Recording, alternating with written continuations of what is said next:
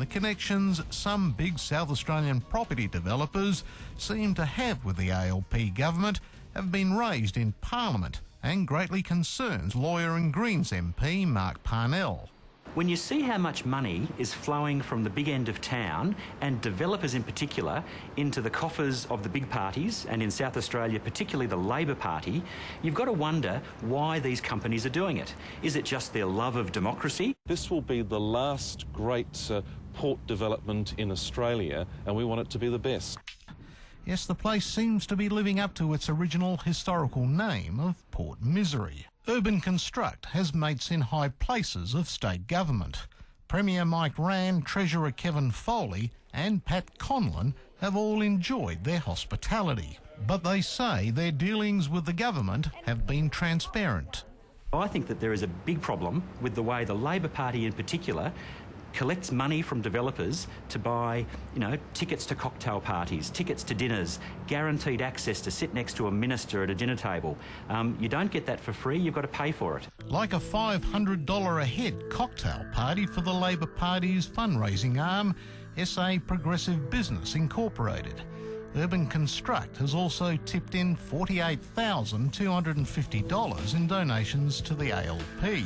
They're very expensive drinks, and you've got to ask, unless that company is a charity, what do they expect to get from their effective donation to the Labor Party?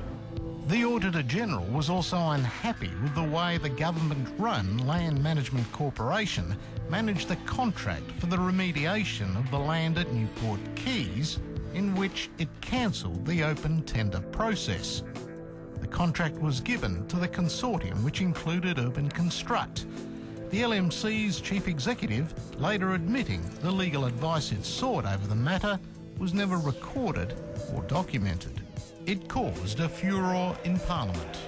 The Labor Party does not own ministers of the Crown. They're the government for all of us, not just for the Labor Party. It is very wrong for the Labor Party to be fundraising using their ministers as bait. In the past 6 years, developers have given the ALP almost $700,000.